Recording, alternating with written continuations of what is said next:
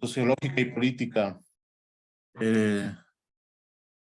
Hoy vamos a tratar un tema sumamente interesante que es la Ley Orgánica del Sistema Nacional de Contratación Pública. En el chat les he puesto yo la presentación que vamos a seguir y ya les explico qué tiene que ver el INCOP, el antiguo INCOP, con lo que es el actual manejo del Sistema Nacional de Contratación Pública.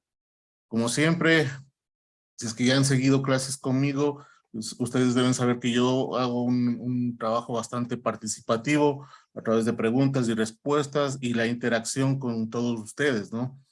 Para mantenernos despiertos durante estas 2 horas de intervención y esperemos que el tema sea de completo agrado y la relación que tenemos dentro de esta escuela de gobernabilidad. Entonces, no sé si comenzamos ya. Espero sus opiniones. A ver si esperamos un ratito o comenzamos de inmediato porque el tema es un poquito extenso. Pueden seguir indicándome, por favor.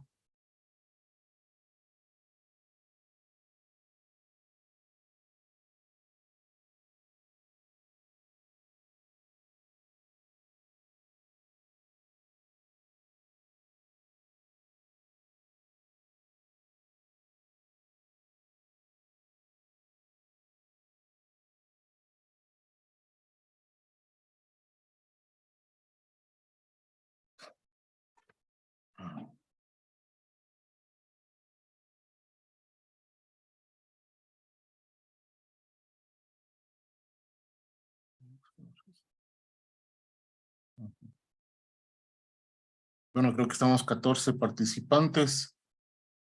Podemos dar inicio. Les voy a compartir pantalla de la presentación y explicarles un poquito de lo que se trata esta noche, el tratamiento de la Ley Orgánica del Sistema Nacional de Contratación Pública.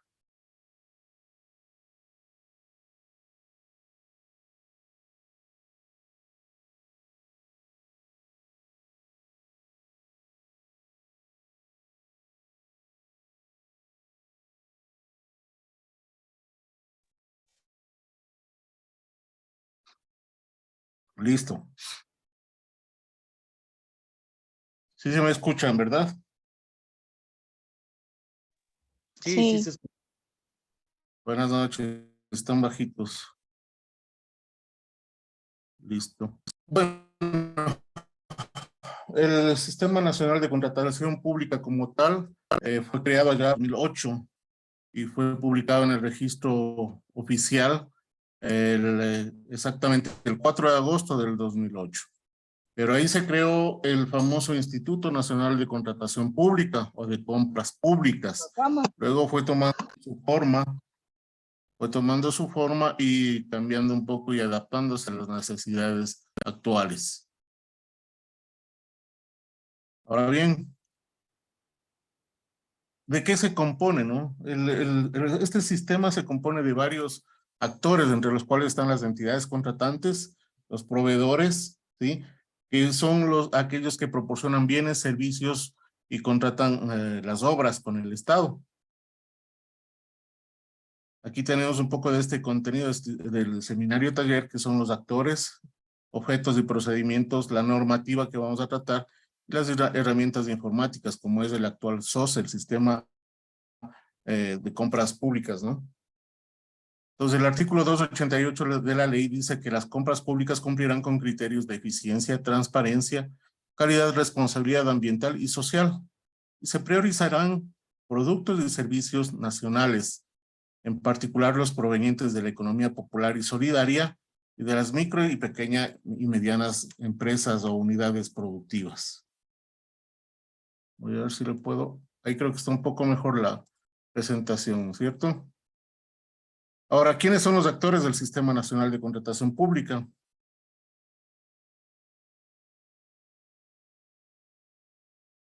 Dentro de esto tenemos el INCOP, ahora se denomina CERCOP, que es el que facilita los instrumentos para el trabajo de la ley y el reglamento general. Tiene una relación directa con las entidades contratantes del Estado, los proveedores y otros organismos del Estado también. El INCOP es un organismo técnico, mejor dicho, el CERCOP es un organismo técnico y autónomo que administra el Sistema Nacional de Compras Públicas y tiene una facultad normativa, es decir, puede crear normas, leyes, reglamentos, codificación de reglamentos para hacer funcionar todo el sistema. Y lo constituyen todas estas facultades como el ente rector del Sistema Nacional de Compras Públicas o de Contratación Pública. El otro actor es las entidades contratantes, que son personas jurídicas que aplican de manera obligatoria la ley, el reglamento general y las resoluciones que emite el CERCOP.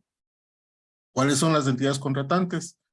Organismos y dependencias de las funciones del Estado, el Estado central, como se lo conoce, organismos electorales, organismos de control y regulación, entidades del gobierno seccional autónomo, organismos y entidades que prestan servicios públicos o desarrollan actividades económicas asumidas por el Estado, personas jurídicas creadas por acto legislativo seccional para la prestación de servicios públicos, corporaciones, fundaciones o sociedades civiles que pertenezcan a entidades estatales y por último las empresas públicas. ¿Sí? Si tienen alguna inquietud, vamos alzando la mano y seguimos trabajando adelante, ¿no? Principios: legalidad, igualdad, calidad, vigencia tecnológica, oportunidad, concurrencia, transparencia, publicidad y la participación nacional. Dentro de los objetivos, garantizar la calidad de gasto público, garantizar la ejecución plena de contratos, garantizar la transparencia y evitar la discrecionalidad en la contratación pública y convertir a la contratación en un ente dinamizador de la producción nacional. Asimismo, promover la participación de artesanos, profesionales, micros, pequeñas y medianas empresas con ofertas competitivas. Así también agilitar, simplificar y adecuar los procesos de adquisición de las distintas necesidades de las entidades del sector público. Impulsar la participación social a través de procesos de veeduría ciudadana que se desarrollarán a nivel nacional. Mantener la sujeción efectiva permanente de la contratación con los sistemas de planificación presupuestados. También hay que modernizar los procesos de contratación pública para que sean una herramienta de eficiencia en la gestión económica de los recursos del Estado. Garantizar la permanencia y efectividad de los sistemas de control y transparencia del gasto público. Incentivar y garantizar la participación de proveedores. Ahora vamos a lo más importante, ¿no? ¿Cómo se clasifican los diferentes tipos de procedimiento de contratación pública? Tenemos procedimientos de régimen general y procedimientos de régimen especial. Y se clasifican de acuerdo a los objetos de contratación de estos procedimientos. Vamos al régimen general. Este cuadrito sintetiza bastante lo que abarcan los procedimientos de régimen general. Tenemos en primer lugar los procedimientos dinámicos, como son el catálogo electrónico, la subasta inversa, la menor cuantía de bienes y servicios, la cotización y la licitación. A estos procedimientos dinámicos se le incluye uno más, que es la ínfima cuantía. Dentro de los procedimientos comunes, tenemos la menor cuantía, la cotización y la licitación. Procedimientos de consultoría, tenemos la consultoría de contratación directa, la consultoría por lista corta y la consultoría por licitación. Los procedimientos especiales dentro del régimen general está la contratación en situaciones de emergencia, la compra de bienes inmuebles, el arrendamiento de bienes inmuebles y las ferias inclusivas. ¿Alguna inquietud hasta aquí? Seguimos, ¿no? Ahora, ¿qué son los bienes y servicios normalizados? No sé si ustedes han oído un poco hablar de este término. ¿Qué significa menor cuantía? Ya, es un procedimiento establecido en el que se establecen, un poquito más adelante vamos a hablar específicamente, se establecen unos parámetros de acuerdo al presupuesto inicial del Estado. Entonces, se abarca un procedimiento dentro de un rango determinado de un valor. Eso es un procedimiento de menor cuantía.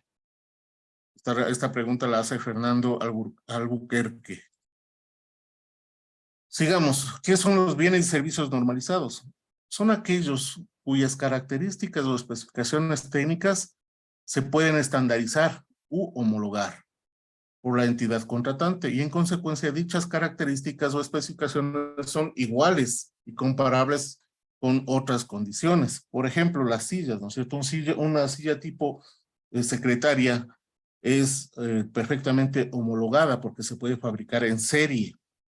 Los vehículos son homologados porque se fabrican en serie, ¿no?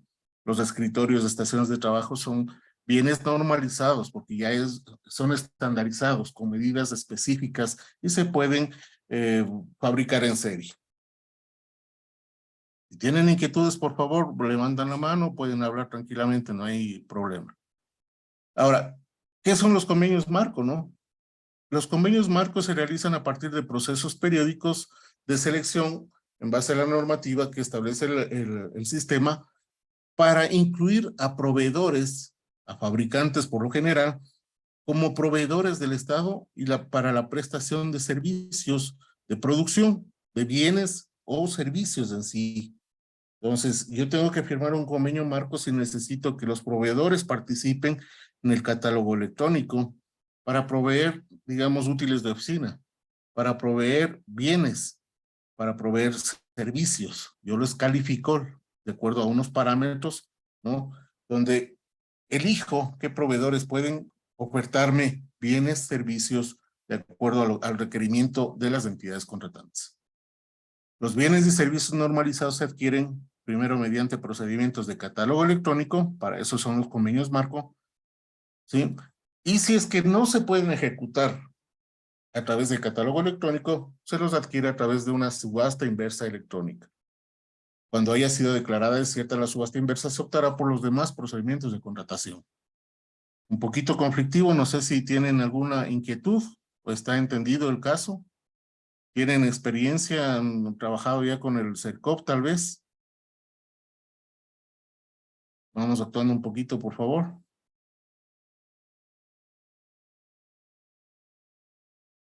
Tengo 18 participantes, pero no tengo ninguna pregunta.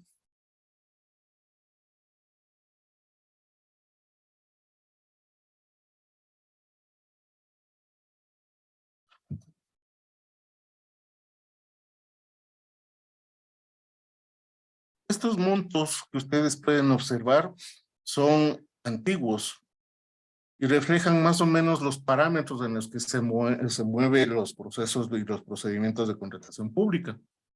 Por decir, para las compras de catálogo esto se mantiene, no hay un límite, es decir, de 0 en adelante podemos hacer compras por catálogo electrónico.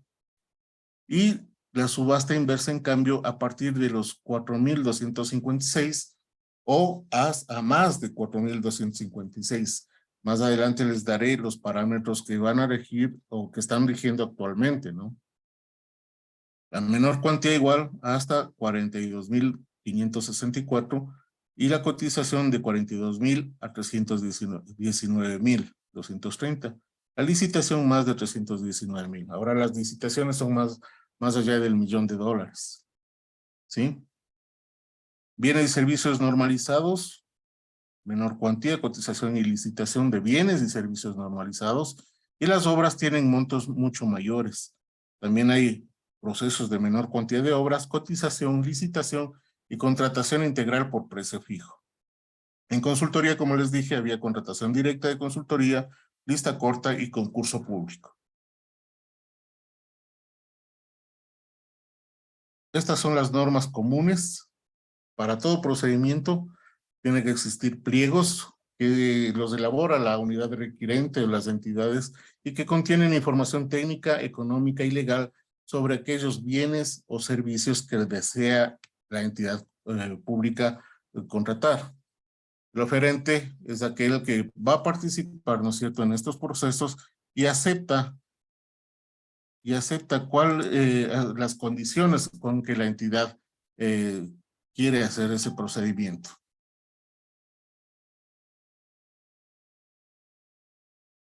Me están haciendo una pregunta, un momento, por favor. Profesor, buenas noches. Diego quiero le saludar. Dígame, Pero ¿cómo todo está?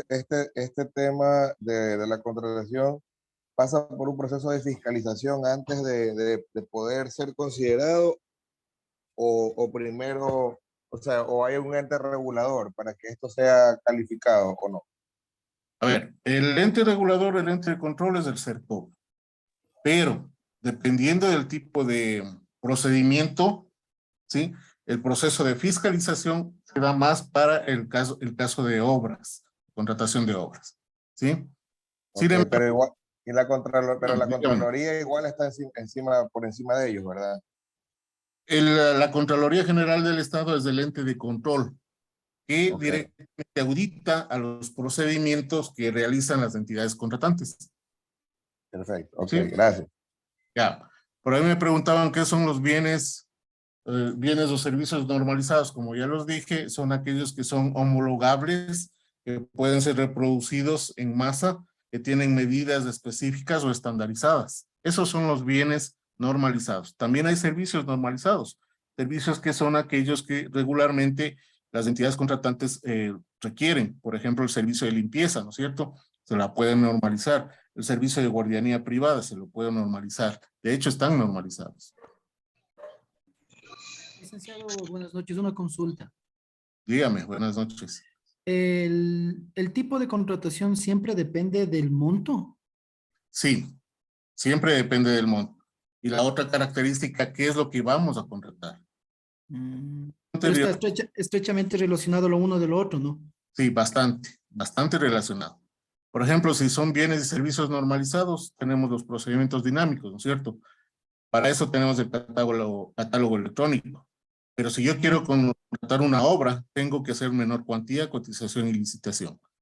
Para bien, Mm, tengo que hacer primerito agotar los procedimientos dinámicos, mientras que en obras no. Tengo cuatro opciones: menor cuantía, cotización, licitación y contratación integral por precio fijo. pero para que sea considerada una obra y poder utilizar cualquiera de estos cuatro procedimientos, tiene necesariamente que estar dentro de este rango de los montos, ¿verdad? Sí, exactamente. Del tipo de procedimiento. Por ejemplo, la menor cuantía tiene un rango, ¿no es cierto? Específico. Ujú, Es una obra. ¿Qué tiene que ser? El concepto de obra es construcción. ya, Entonces, si yo tengo una construcción pequeña que abarca los $40,000, es una menor cuantía. Si yo tengo una obra que pasa el millón, es una licitación, ¿sí? ya. Puedo yo irme con otro tipo de procedimiento, que es para un bien y servicio. Por si acaso, la contratación de los profesionales no es un servicio, es una obra, ¿no? Cuando hablamos de arquitectos, de ingenieros, es obra. Ellos no prestan sus servicios salvo que sea el de consultoría y el de fiscalización externa. ¿De acuerdo? Mm, ¿Está entendido? sí, gracias, licenciado. Licenciado, buenas noches. Dígame, Fernando López buenas le saluda. noches. Este, ahí donde estaba el cuadro anterior que quería preguntarle algo. Dígame. Déjeme ver. Sí, ahí. Usted acabó de referirse ahorita para asesorías y consultorías. ¿En qué procedimiento estaría para servicios profesionales? Ya, a ver, las consultorías las contratan las entidades del sector público específicamente para la realización de estudios u aquellos objetos específicos que necesitan un nivel específico de conocimiento de un profesional. Por ejemplo, yo necesito hacer estudios para el diseño de un puente, para el diseño de una vía, para el diseño de una infraestructura educativa, para un edificio, ¿sí? Necesito hacer una consultoría. Consultoría también puedo hacerla para detectar, por ejemplo, una remediación ambiental. Contrato consultores específicos en el área ambiental. Consultoría también puedo contratar para hacer la fiscalización de esas obras. ¿De acuerdo? Entonces, yo contrato un profesional, un arquitecto o un ingeniero que me haga la fiscalización de una obra determinada. En ese sentido, se utilizan las consultorías y a los profesionales. ¿Está clara la respuesta? ¿O le ampliamos un poco más? Sí, licenciado, muchísimas gracias. Listo. ¿Alguna otra inquietud? Aprovechen ahorita, si no, seguimos. Bien, se nos están uniendo algunos compañeros. Sigamos, ¿no? Las normas comunes, los pliegos. Les decía que los pliegos contienen toda la información técnica, económica y legal, con parámetros específicos, ¿sí? De lo que desea la entidad contratante adquirir, ya sean bienes, servicios, normalizados o no normalizados. Los pliegos contendrán toda esta información que va a ser subida luego al Sistema Nacional de Compras Públicas. El oferente, en cambio, es aquel participante que acepta la información entregada por las entidades contratantes y decide a su riesgo participar dentro de estos procedimientos. Ahora, un tema importante, ¿qué es la convalidación de errores? ¿No? Dentro de un procedimiento se convalidan errores, específicamente los de forma, que son aquellos que no implican una modificación alguna al contenido sustancial de la oferta. Hay errores tipográficos, de foliado, sumilla, certificación de documentos, ¿no? Estos pueden corregirse dentro de un término mínimo de 2 a máximo 5 días, dependiendo de la entidad contratante. Y el pedido será notificado porque no está clara la información por parte, no llegó clara la información a la entidad contratante, a la comisión, y decide hacer un acta de convalidación de errores para que el proveedor aclare esta situación. Entonces, estos errores de forma son aquellos que no afectan el contenido del objeto contractual. Ignacio me está preguntando, ¿los pliegos se realizan con los TDRs? A ver, aquí hay que diferenciar. Para bienes se utilizan especificaciones técnicas. Para bienes utilizamos siempre especificaciones técnicas. Para servicios utilizamos siempre los términos de referencia o TDRs. ¿Sí?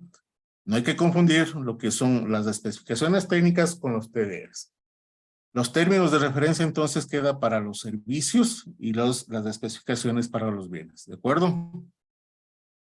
Sigamos un poquito. Vamos a avanzar, ¿no? ¿Cuándo declaro yo un procedimiento desierto? Cuando no tengo ofertas, porque han sido estas ofertas inhabilitadas, porque no se ha conseguido la información real y veraz del proveedor, por no celebrarse el contrato por causas imputables al adjudicatario y por considerarse inconvenientes para los intereses nacionales o institucionales. Pero claro, esto debe estar plenamente solventado y estipulado en causas de fuerza mayor, caso fortuito, razones económicas o legales para hacer una declaratoria. ¿Sí? Esta declaratoria de desierto cancela el procedimiento y por consiguiente se archiva y la entidad deberá volver a publicar si persiste la necesidad. Cuando se cancela un procedimiento, esto se cancela 24 horas antes de la fecha de presentación de ofertas, porque existen cambios sustanciales, porque ya no quiero hacer la adquisición o porque se ha violado el proceso, ¿no? El debido proceso precontractual. Es decir, se ha querido establecer un proceso cuando no hay una certificación de partida presupuestaria específica para ese procedimiento, entonces se está violando el procedimiento y se debe cancelar. O cuando, por ejemplo, nosotros hemos calculado un presupuesto referencial y resulta que la realidad del mercado actual, ese valor se ha incrementado en un porcentaje mucho más alto de la certificación presupuestaria que yo tengo, entonces me veo obligado a cancelar el procedimiento. La declaratoria de desierto o cancelación no da lugar a ningún tipo de reparación o indemnización a los oferentes. Si tienen inquietudes, seguimos, ¿no? Ahora, ¿qué es la adjudicación? Es una propuesta de mejor costo. ¿Qué es el mejor costo en bienes o servicios normalizados? Es el cumplimiento de todas las especificaciones y requerimientos técnicos, financieros y legales exigidos precontractualmente a un precio más bajo. Por lo general, no se establece esta propuesta de mejor costo, sino se la adjudica al precio más bajo. Y ahí vienen los inconvenientes, ¿no? Porque muchas veces ofertamos, los proveedores ofertan valores sumamente bajos y la entidad contratante piensa que al adjudicar al precio más bajo está garantizando calidad. Y no es así. Ahora sí hay parámetros para regular estas situaciones. El mejor costo en obras o en bienes o servicios no normalizados son aquellas condiciones presentes y futuras en los aspectos técnicos, financieros y legales, sin que el precio más bajo sea el único parámetro de selección, es lo que les decía, ¿no? Tenemos que garantizar la calidad de la obra, que es lo más importante, la calidad de la obra. El mejor costo en consultoría es que en ningún caso el costo tendrá un porcentaje de incidencia superior al 20%. Es decir, en una consultoría el costo no puede incidir más allá de un 20% con respecto a lo que yo necesito. ¿Lo entendido?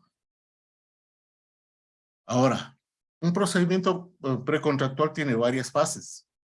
La fase precontractual en sí abarca lo siguiente: el inicio del proceso antes de subirse al portal se conforma por la información básica, la categorización de productos, plazos y fechas, anexos y todos los estudios necesarios realizados por la unidad requerente, que incluye también la certificación presupuestaria que va a garantizar la disponibilidad de los fondos presentes y futuros para el pago de esos bienes o servicios que yo estoy adquiriendo. Se hace una interrelación de las entidades contratantes con los oferentes a través del procedimiento y subido en el portal con preguntas y respuestas, ¿no? Y la calificación de oferentes. La adjudicación es el procedimiento mediante el cual la entidad contrae ya una obligación con el proveedor y el proveedor una obligación con la entidad contratante. Ahora, ¿cuáles son los procedimientos precontractuales del régimen especial? Es un régimen de excepción, ¿sí? Las compras no se realizan por fuera del Sistema Nacional de Contratación Pública, pero eso quiere decir que las entidades contratantes deben cumplir las reglas generales previstas en el sistema. Inscribirse en el registro respectivo, realizar sus planes anuales de contratación, aplicar adecuadamente los márgenes de participación y publicar los expedientes de contratación, que eso sí se lo hace, ¿cierto? ¿Cuáles son los procedimientos de régimen especial? Transporte de correo interno e internacional, contratos entre entidades públicas y subsidiarias, ¿sí? Contrataciones de instituciones financieras y seguros del Estado, empresas mercantiles del Estado, sectores estratégicos, contratación de seguros, arrendamiento de bienes inmuebles, adquisición de fármacos, seguridad interna y externa, comunicación social, asesoría y patrocinio jurídico, obra o actividad artística, científica o literaria, repuestos de accesorios, bienes o servicios únicos en el mercado. Para estos funciona el procedimiento régimen especial. También se han agregado otros tipos más de procedimientos al régimen especial o régimen especial ampliado.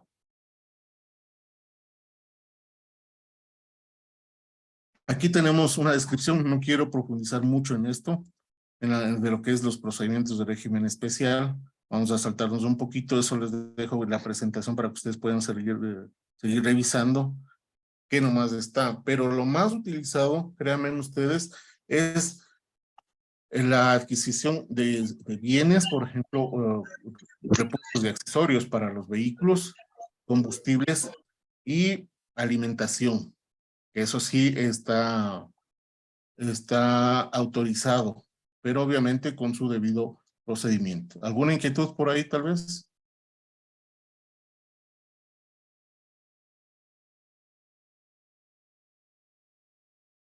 Vamos rapidito con la cuestión de los contratos. ¿Qué es un contrato, no? El contrato administrativo es un documento mediante el cual se crean obligaciones y derechos para las dos partes. Los requisitos, la competencia del órgano de contratación, la capacidad jurídica del adjudicatario, la existencia de disponibilidad presupuestaria, recursos financieros necesarios para el cumplimiento de las obligaciones y la formalización del contrato observando el debido proceso. Para la suscripción del contrato será requisito previo la rendición de garantías correspondientes, ¿no es cierto? Entonces, ¿cuáles son los documentos que involucran la elaboración de un contrato? Los pliegos, la oferta ganadora y los documentos derivados del proceso de selección que establezcan las obligaciones para las partes que han sido expresamente señaladas. Ahí vienen las cláusulas de plazo, las cláusulas de garantía, las multas que son obligatorias. Pues eso se establece en un contrato, sea para adquisición de bienes, servicios o... Este capítulo de ajuste de precios, debemos hacerlo, cómo no debemos hacerlo, pero se reajustan los precios, sí. Específicamente se da para aquellos ejecución de obras, adquisición de bienes o prestación de servicios cuya forma de pago responde a un sistema de precios unitarios, pero más es para obra. Los contratos de consultoría a veces también tienen involucrados esta forma de entrega de productos con reajuste, pero no son tan comunes. Y ahora el nuevo reglamento general de la ley ya prevé que el proveedor pueda renunciar al anticipo, ¿no? O mejor dicho, el reajuste de precios. También las fórmulas, famosas fórmulas polinómicas para el reajuste de los precios e índices de precios que son establecidos por el INE. Entonces, es bastante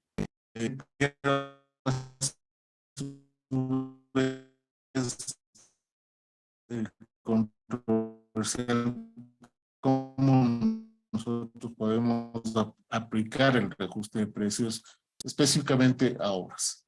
La famosa fórmula polinómica que debe estar detallada plenamente en los pliegos y en el contrato. Y a través de esta fórmula es lo que se hace el ajuste de precios en obras. Está en la presentación, si quieren revisarla más adelante la pueden hacer ustedes, ¿sí? ¿Qué son los contratos complementarios? Y muchos hemos de haber oído también esto, y de los famosos sobreprecios. Un contrato complementario se lo hace cuando fuera necesario ampliar, modificar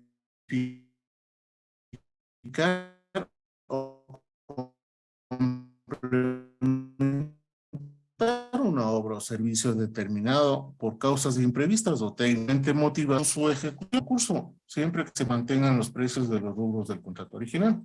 Cuando nosotros contratamos, por ejemplo, la ampliación de la construcción de una vía, ¿no es cierto?, una calle, resulta que en el estudio, el levantamiento topográfico no determina una irregularidad, ¿no es cierto? Entonces aparecen rubros nuevos. Y yo había diseñado la vía para que se utilice concreto de un determinado espesor y resulta que me toca en cierta área incrementar ese espesor por el tipo de subsuelo o base que tengo.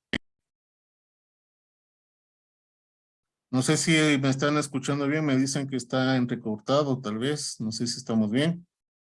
Si se me escucha, por favor.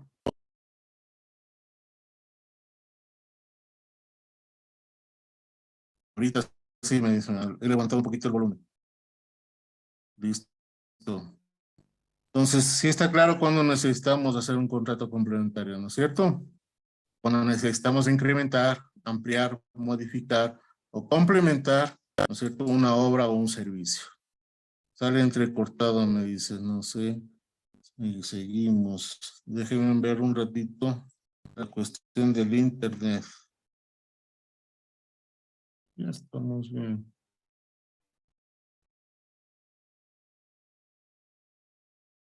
Sí, me escuchan bien ahí, ¿no es cierto? Sale entrecortado. Ahorita sí. ¿Cómo me están escuchando? Yo tengo buena señal de internet por acá. Y se escucha bien. Listo, gracias. Sigamos, ¿no es cierto? Volvamos a nuestra presentación. ¿Cuándo no procede la celebración de contratos complementarios para la adquisición de bienes y sujetos de este? Si al ejecutarse la obra de acuerdo con los planos de especificaciones del contrato, se establecieron diferencias entre las cantidades reales y las que constan en el cuadro de cantidades estimadas, la entidad podrá ordenar y pagar directamente sin necesidad de contrato complementario. ¿Qué quiere decir? Si en mi estudio, en mis APUs, en mi análisis de precios unitarios, constan toditos los rubros y estos rubros estaban bien especificados, yo no necesito hacer un contrato complementario. Lo haré únicamente cuando yo tenga que incrementar, modificar, ampliar mi obra. ¿De acuerdo? Entonces, ahí yo haré un contrato complementario si necesito ampliar modificar o complementar una obra. Caso contrario, no. ¿De acuerdo? Voy a dar paso, pero un ratito. Solo espero uno.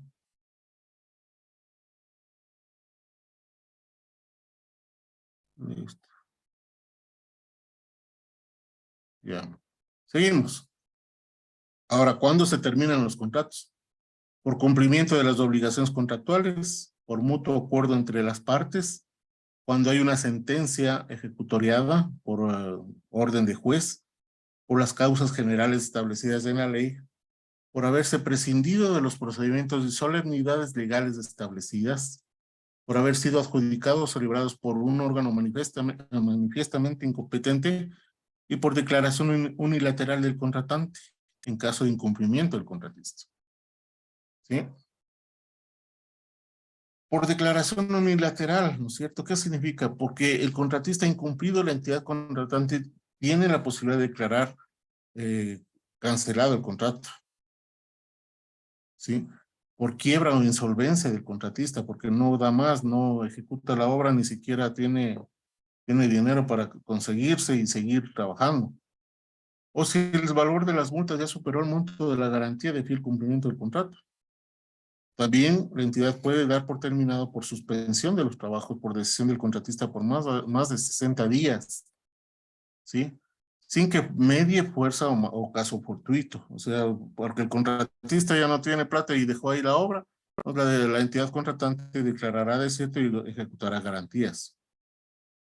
Por haberse celebrado contratos contra expresa prohibición de esta ley y en los demás casos estipulados en el contrato de acuerdo a su naturaleza. Tenemos inquietudes, por favor. ¿Está claro?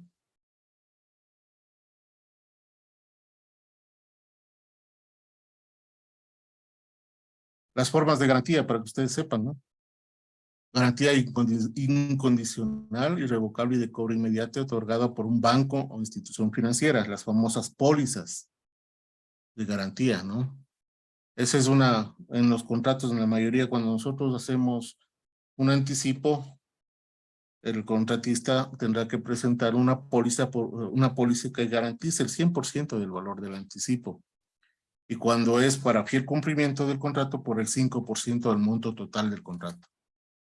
Estas son las formas de garantías: garantía incondicional, irrevocable y de cobro inmediato, una fianza instrumentada en una póliza de seguros, primera hipoteca del bien raíz, depósitos de bonos del Estado y certificados de depósito a plazo. Unos 25 por eso. ¿Qué es la garantía de fiel cumplimiento? Su objetivo es dar seguridad respecto del cumplimiento del contrato y de las obligaciones que se contrajeran a favor de terceros. En los contratos de obra y en los contratos integrales por precio fijo, garantiza el cumplimiento del contrato, las obligaciones contraídas a favor de terceros y la debida ejecución de la obra en el tiempo y plazo pactados. El monto de esta garantía es equivalente, como les decía, al 5% del valor del contrato respectivo. La garantía de fiel cumplimiento, en caso de que la oferta económica fuese inferior al presupuesto referencial, en un porcentaje igual o superior al 10% de la garantía de fiel cumplimiento se incrementará en un monto equivalente al 20% de la diferencia entre el presupuesto y la cuantía del contrato. Es decir, si no se cumple con una condición, la garantía de fiel cumplimiento se incrementa más. Eso es lo que está diciendo esta partecita. Y no se exige este tipo de garantía en los contratos de compraventa de bienes inmuebles y de adquisición de bienes muebles que se entreguen al momento de efectuarse el pago. Cuando una entidad contratante necesita adquirir un bien inmueble, no se solicita este tipo de garantía. ¿De acuerdo? ¿Cuál es la garantía por anticipo? La garantía, si tienen alguna inquietud, tal vez. Sí, profesor, yo tengo una pregunta. Claro, dígame. Ya, la entidad que estamos estudiando, ¿qué tiempo tiene habilitada dentro de la parte de contratación? A ver, no le entiendo bien la pregunta. Esta entidad, ¿qué tiempo de vida tiene? O sea, lo que estamos estudiando. La garantía. Ajá, no, la entidad como tal. Porque yo tengo, por ejemplo, una consulta, o sea, para tener un poco claro, porque yo soy nuevo en esta línea, ¿no? Entonces, Ujú. justamente quiero aprender. Ya. Con el caso, por ejemplo, Refinería del Pacífico, que tuvo una empresa una empresa coreana que debió construirla, y se supone que Ujú. si en una contratación hay una garantía, ¿por qué ahí no se aplicó la garantía y no hacemos tanta polémica de lo que no hizo, por ejemplo, el expresidente? Ya. Ahí Para vamos tener un poco claro. ajá, vamos a las condiciones precontractuales establecidas, Ya, perfecto. ¿no es cierto? En los pliegos yo establezco el plazo de ejecución de una obra. Hablemos de los terrenos, ¿no es cierto? Del movimiento de tierras. Yo le pongo un plazo, por decir, de 6 meses para la ejecución del movimiento de tantos metros cúbicos de tierra. Si en esos 6 meses no cumplió, yo ejecuto la garantía por fiel cumplimiento del contrato. Es decir, si a los 6 meses la empresa no cumplió, yo le ejecuto esa garantía. Si yo le he contratado por $100,000 y tengo una garantía de fiel por anticipo, le voy a cobrar, le tengo que tener una garantía de una póliza por el 100% del valor establecido, por $100,000. Pero esta se va devengando con el tiempo. El plazo total es de 6 meses, ¿no es cierto? Y la garantía de anticipo se va devengando de acuerdo al trabajo que está planillando el contratista. ¿Por qué no se ejecutaron garantías? Yo creo que sí se debe haber ejecutado garantías o se ejecutó el trabajo pactado en los pliegos. Todo depende de cómo se haga el análisis, ¿sí? De cómo estaba estructurado el pliego para el cumplimiento de esa obra. Ahora, la polémica está en que unos dicen que es un terreno que no hay nada, pero por otro lado dicen que sí hay trabajos realizados en ese lado. Entonces, no conozco específicamente el territorio, pero sí he visto algunas imágenes de que sí se han hecho algunos tipos de trabajo por parte de la empresa contratista. Claro, claro. No Realmente sabemos. ahí está mi inquietud, porque yo digo, si vemos que para contratación pública yo tengo una garantía y se cumplió, pero yo sé que en el tema político siempre habrá también las fricciones de la oposición, ¿no? Así Entonces, es. si hay una garantía que debió cumplirse, entonces tampoco debería haber tal reclamo hacia esta persona, ¿no? Pero sin embargo, si es que no se cumplió, no se hizo el procedimiento, entonces por allí viene también la cosa. O sea, quiero entenderlo, por eso ahora que Ujú. usted tocó ese Claro, tema, me vino a la mente Refinería del Pacífico. claro. A ver, simplemente si es que la empresa no hubiera cumplido, sí se hubieran ejecutado las garantías por parte del Estado o por parte de la entidad contratista, ¿no es cierto? La que le contrató debió haber ejecutado garantías, pero no se ha hablado de eso. Se sabe que contrataron una empresa y que ésta ejecutó trabajos, pero ¿se sabe si terminó los trabajos a tiempo o no? No se habla del tema, se habla que solo está ahí el terreno, que no se ha hecho nada, pero yo creo que sí se hicieron trabajos, por eso es que no se le ejecutaron garantías. Pero eso ya entra dentro del campo político. Había alguien que me alzó la mano, Aileen creo que era, Ailis. Yo. Sí, Buenas noches. buenas noches.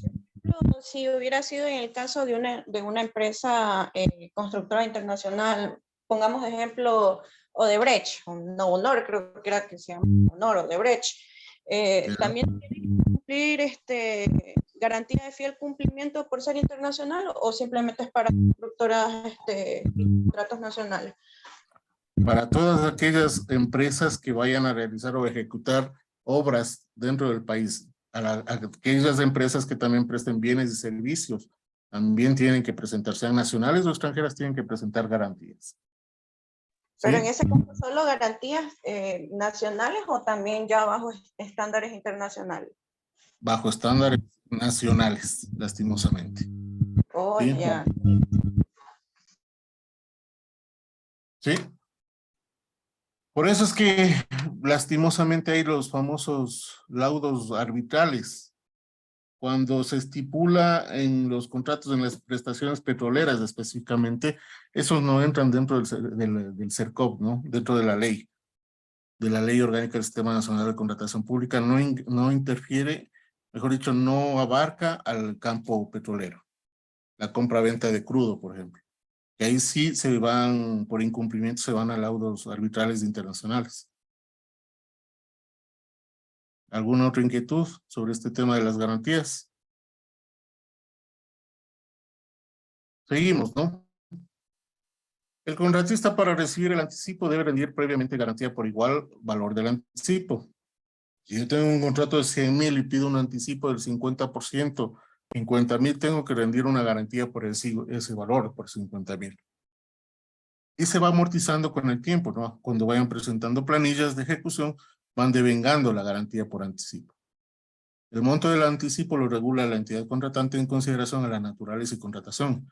En bienes y servicios hasta el 70, en obras hasta el 50. Ahora se ha cambiado la modalidad, que es que tanto entidades, tanto en servicios como en obras llega al 50%. ¿Alguna inquietud hasta ahorita? Ahora, lo más común, y todas las empresas las hacen, es la prestación de garantías, presentación de garantías a través de pólizas, ¿no? Claro es que utilizan otro tipo de instrumento legal para garantizar algo. Ahora, ¿qué es una garantía técnica de bienes? En los contratos de adquisición, provisión e instalación de equipos, maquinaria o vehículos, incluso de obras, ¿no? Que contengan equipos o maquinaria que involucre la instalación, se exige una garantía del fabricante de esos bienes, de esas maquinarias, de esos vehículos, ¿sí? O de lo que sea, para garantizar el correcto funcionamiento de esas máquinas. Si yo compro un tractor, voy a exigir la garantía técnica del fabricante. Cuando yo compro un vehículo, igual, exijo la garantía técnica. Claro que cuando se compra un vehículo nos dicen que tendremos que nosotros hacer los correspondientes chequeos dentro del kilometraje y la tabla de mantenimiento con el mismo proveedor, ¿no? Para garantizar el bien o servicio. Pero en ciertos bienes pequeños siempre utilizamos la garantía técnica del fabricante, que cuando se daña, este bien tendrá que ser repuesto inmediatamente. Estas garantías técnicas son independientes y subsistirán luego de que las obligaciones de las otras garantías hayan prescrito. ¿Qué quiere decir? Si ya se ejecutó la garantía por anticipo, ya la de fiel cumplimiento del contrato, pero si yo tengo equipos o maquinaria, ¿no es cierto? Esta garantía técnica sobrevive a eso, porque yo puedo fijar un plazo mayor a 1 año, 2 años o 3 años, dependiendo del tipo de bien que estoy adquiriendo. Aquí está la devolución de garantías. La de fiel cumplimiento emitida en contrataciones de ejecución de obra se devolverá al momento de la entrega y recepción definitiva, real o presunta. La garantía por anticipo se devolverá cuando el desembolso garantizado se haya devengado en su totalidad y la garantía técnica se redimirá según las condiciones establecidas en cada caso. ¿Alguien ha pedido garantía técnica sobre los televisores que compraron? Vamos participando. ¿Han pedido garantía técnica ustedes? ¿Al almacén donde compraron algo? Nadie ha pedido garantía. No, no se lo he pedido. Ya, pero cuando le entregan la factura, por ende, el vendedor le dice 1 año de garantía o 6 meses de garantía. Pero solo con la factura, usted puede reclamar cuando se le daña el bien. Es más, siempre nos dan 1 año de garantía. Por lo general, 1 año de garantía. Pero muchas veces no tomamos en cuenta, ¿no es cierto eso? ¿Qué abarca la garantía? El desperfecto causado por caso fortuito, no por intervención o mano nuestra. ¿Qué significa? El defecto de fábrica. Compramos una linda televisión de unas X pulgadas, 48, 52 pulgadas, ¿no? Y resulta que conectamos a la energía de nuestra casa. Llega la noche y como nuestra energía eléctrica es tan inestable, viene una sobrecarga y ¡brum! Se fue la tarjeta. ¿No es cierto? Ese tipo de garantía no la va a cubrir porque no es un defecto de fábrica, es un defecto foráneo, externo. Entonces nosotros vamos a reclamar y dicen, ¿saben qué? El análisis determina que esto fue un sobrevoltaje y no tiene garantía. La garantía no cubre. Entonces sí tenemos que tener bastante cuidado. Pero en otros casos, por ejemplo, cuando se me daña la pantalla y se me quema un LED, ahí sí puedo yo reclamar la garantía técnica, porque ya no es externo, es interno, es del fabricante, un defecto de fabricación que pudo darse, ¿no? ¿De acuerdo? Y siempre hay que exigir la garantía técnica en todos los bienes que tengamos o que compramos para nosotros. ¿Cómo se la ejecuta? A través de la factura. Por lo general, 12 meses. ¿Sí? Inquietudes hasta aquí. Seguimos. Inhabilidades. ¿Quiénes pueden contratar? ¿Quiénes no pueden contratar? La inhabilidad general es un impedimento de tipo legal, administrativo de vínculo familiar con funcionarios de la entidad contratante, así como aquellos ciudadanos que tengan acceso a información privilegiada. Hay inhabilidades especiales, ¿no? Que es el impedimento para celebrar contratos con personas naturales o jurídicas y autoridades de su respectiva jurisdicción que hayan realizado estudios y proyectos relacionados al objeto de contratación. Y hay que evitar conflictos de interés con la existencia de vínculos entre el proveedor y las máximas autoridades. Aquí la pregunta, ¿se cumple esto de las inhabilidades o no se cumple? ¿Qué creen ustedes? Participemos un poco. ¿Tengo en el chat? No. Abogada Fernanda Cabezas. Fernanda, dé su opinión, por favor, al aire. Muy buenas noches con todos. Las inhabilidades no se cumplen en el sector público, ya que como toda institución no sabe qué producto o servicio requiere la institución y siempre mandan o avisan a los familiares, eso ya es conocido. Ya. ¿Alguien más? ¿Alguien me levantó la mano? Alcancé a ver quién era. Buenas Vamos. noches, mi estimado Buenas noches. doctor. Una consultita. ¿Hasta qué grado de afinidad o de consanguinidad es esas inhabilidades para el sector público en contratación? Segundo de afinidad y cuarto de consanguinidad. Es decir, tengo entendido es hasta el segundo de afinidad, significa esposa, ¿no? Padres, hijos. Cuarto, primos, tíos. Más o menos. Ahora, este tema es bastante cuestionable, ¿no? Porque dice impedir la celebración de contratos con personas naturales o jurídicas y autoridades de su respectiva jurisdicción. Ahí vienen los amarres muchas veces, ¿no? Que ejecuta a través de un tercero que no tiene relación directa con las autoridades, pero sí tiene el conocimiento del familiar de la autoridad. Entonces, sí es verdad lo que dice la abogada, que no se cumple. O si se pone la ley, también se pone la trampa. Ahí se dan las vueltas en esto. Y ojalá el CERCOP siga trabajando en este tema para evitar que se cometan este tipo de acciones que vulneran la ley, ¿no? Sigamos un poquito. Ahora, cuando se detecta una inhabilidad, ¿sí? Si se comprueba la intervención de un oferente inhábil, este quedará eliminado del respectivo proceso precontractual sin derecho a reclamo alguno. Pocos son los casos, realmente muy pocos, que se ha detectado por parte del CERCOP, pero cuando lo ha hecho, sí les ha eliminado prácticamente incluso del mismo Sistema Nacional de Contratación Pública. Si la celebración del contrato causa perjuicio económico a la entidad contratante, serán responsables solidarios del contratista y los funcionarios que hubieran tramitado y celebrado el contrato, sin perjuicio de la sanción administrativa y penal que les cae, ¿sí?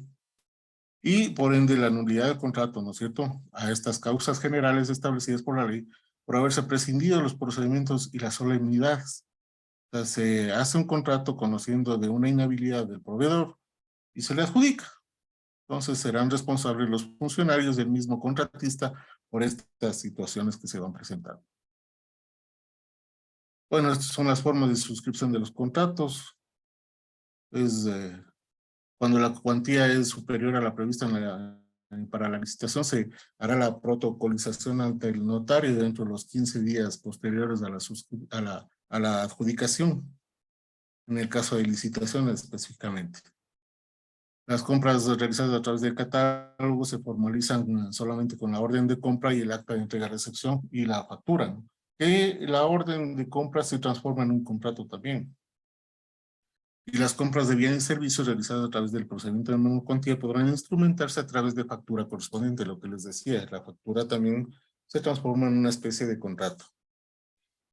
La contratación de ejecución de obra pública a través de menor cuantía requerirá siempre de contrato. Mejor dicho, todas las obras ahora requieren de contrato. Adquisiciones realizadas a través del procedimiento de ínfima cuantía serán formalizadas a través de la correspondiente factura y de la autorización de compra emitida por el responsable del área, encargado de los asuntos administrativos. También se instrumenta a través de la orden de compra y la factura, ¿no? Ahora se le añade también un informe o acta de entrega y recepción de los bienes o servicios adquiridos por ínfima cuantía, pero más es la factura y la orden de compra. ¿Qué es un adjudicatario fallido? El que no ha suscrito el contrato respectivo dentro del término establecido por la entidad contratante. Es un adjudicatario fallido.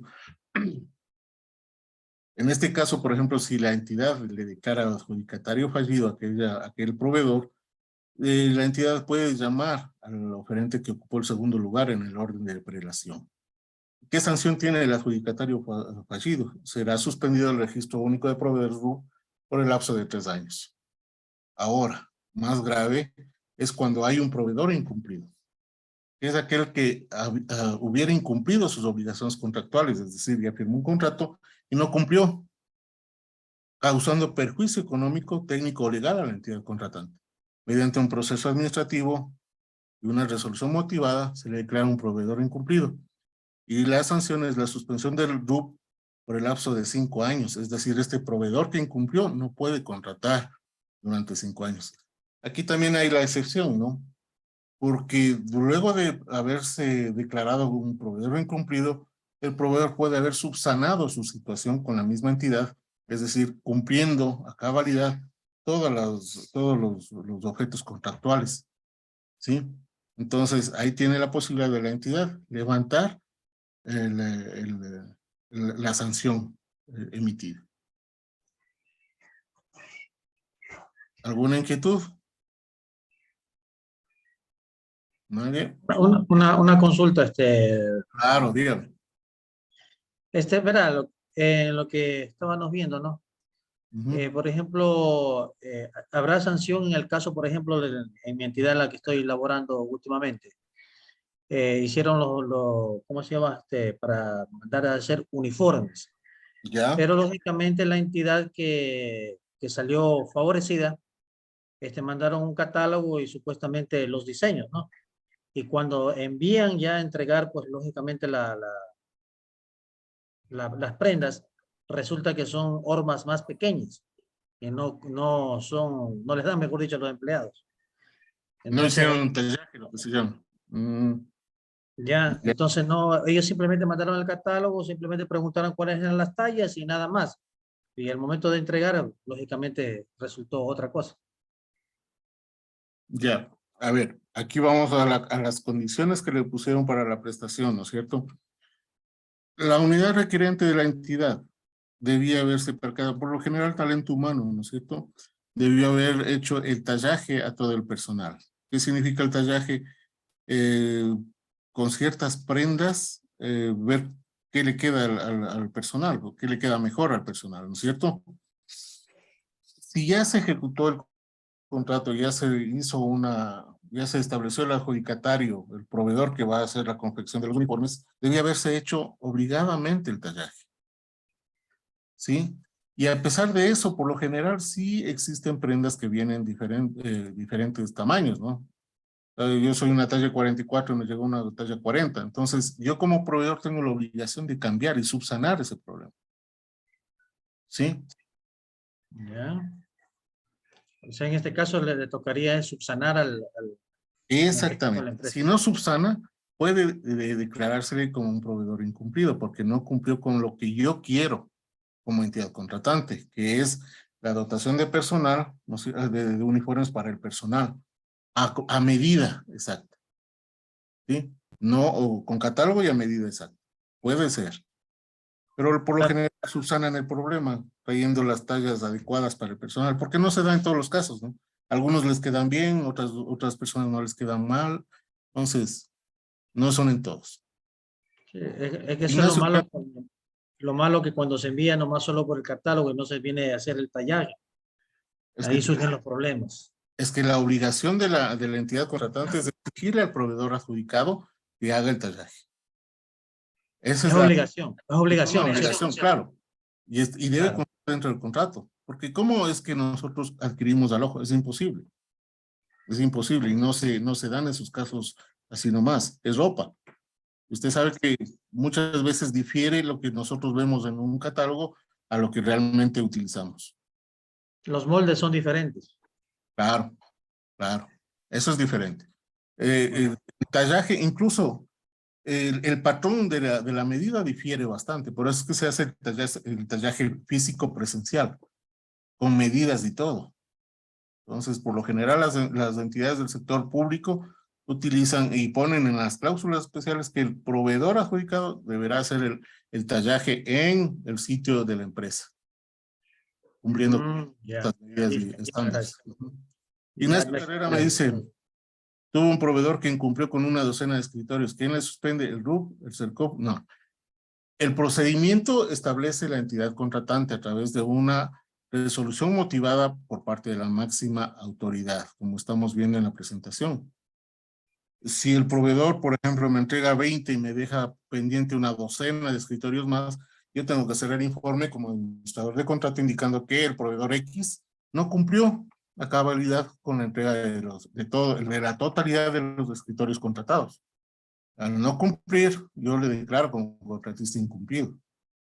Pero tengo que motivar esa resolución indicando los plazos, las fechas, etcétera, etcétera. ¿Sí? Una vez que el proveedor es notificado que va a ser considerado como proveedor incumplido, verá que le solucionan inmediatamente. ¿Sí? Gracias. Listo. Sigamos un poquito. ¿Qué pasa si no se suscribe el contrato por parte de la entidad contratante? Si el contrato no se celebrara por causas imputables a la entidad contratante, es decir, he demorado yo como entidad contratante en la elaboración del contrato o simplemente no quiero suscribir el contrato, firmar, el adjudicatario podrá demandar a la correspondiente indemnización por daños y perjuicios. Ojo, esto quiere decir que si como entidad tenemos responsables también, ¿no es cierto?, de elaborar el contrato, perdón, pero si la máxima autoridad no quiere firmar, se someterá a un procedimiento en el que pueden demandarle y sancionarle. Y ojo que la entidad tendrá que devolver la indemnización correspondiente al proveedor, ¿no? Por no haber querido suscribir el contrato a tiempo. Y obviamente la entidad a su vez deberá repetir contra el funcionario empleado responsable, lo que les estaba diciendo. El funcionario responsable de retrasar la suscripción es el que realmente será sancionado y pagará de su bolsillo prácticamente. Eso establece la ley, ¿no? Ahora, ustedes han de haber oído, perdón, en las recepciones de obras que hay varias recepciones, ¿no? Vamos a hablar un poquito de esta situación, de las normas comunes de recepción y liquidación. En bienes y servicios, por lo general se estipula una sola recepción.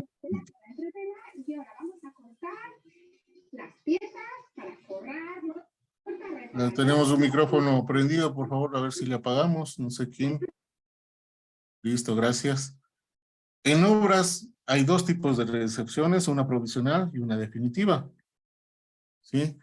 Y hay una diferencia de 6 meses entre la una y la otra. Es decir, al terminarse una obra, yo hago una recepción provisional con el Departamento de Fiscalización y el administrador de contrato, y luego de 6 meses más, haré una recepción definitiva de esa obra.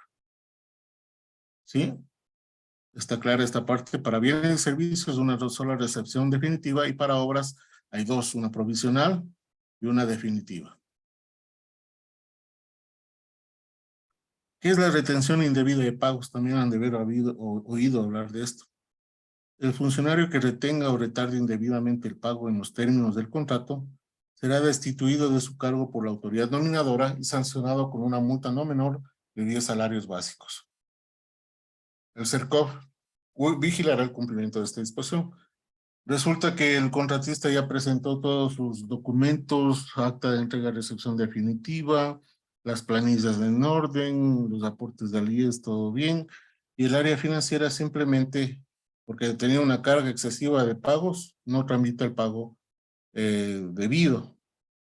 Y sigue dilatando, sigue pasando el tiempo y el contratista tiene que seguir renovando pólizas. Entonces el contratista hace una acción legal para solicitar la sanción correspondiente por retención indebida de pagos, que en este caso puede ir contra la directora financiera o contra la máxima autoridad también, si es que la máxima autoridad es la que no quiere realizar el pago.